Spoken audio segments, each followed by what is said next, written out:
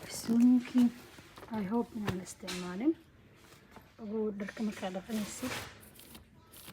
hataa ilmahaaga markaa u dhaqaysid wax yar ku dhibci waliba ilmaha ku badin dadka waaweyn laakiin dharka guriga aaday ugu fiican tahay way ku carfinayaan kiniiniyaal isticmaalaa jiray iyasoo kuwan anigu waan jeclahay isticmaalaa kiniiniga aad u fiican tahay dharkaaga ma u baahanayaan inaad cunsi xalamada ku shidid wato marmisaa wallaahi aad iyo aad u caraftayin aad iyo fiicantaaniga haysidna ma iga ahan runtaayaan sheegoyaa waxaan rabay inaan intuso oo ugu weyn oo aan usoo gala meeshaan markaan ka reebo adeegayga shaambadan sensitive-ka ah dad badan waxaa arkaya ku wareersan snapchat-ka maraan soo geliyay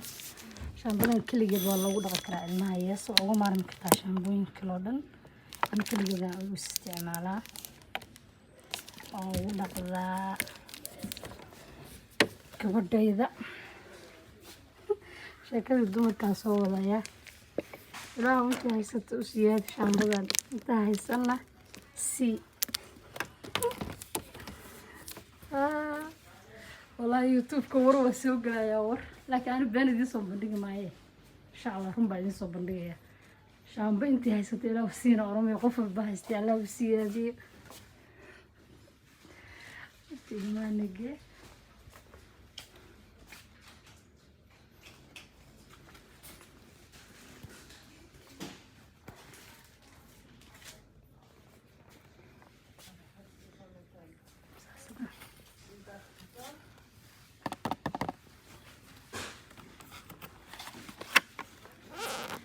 مساعدان iyo naaska hooyada waa isku mid marka ay leeyahay marka wado caanaha ka soo baxay laakiin jileecaan ka hadlayaa saaid u jilecsanta waa natural ilmaha ma dhibayso intuu doono ayuu nuugaya isla iyada oo mujruc gooniyo wadata markaasa حتى waxaa ku xiran kartaa xogaa waa qaali u maleynaa dadka qaarkood inay ka dhacaan laakiin mujrucan waxaa ku xiran kartaa masaasada kale oo isku bedeli kartaa hadaa mujruc kaliya daneynaysa baan ka hadlayaa guys I hope qof kasta inuu ilmihiisa wax fiican la jecel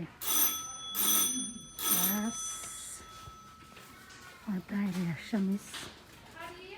caanaha ugu fiican ilmaha la siisto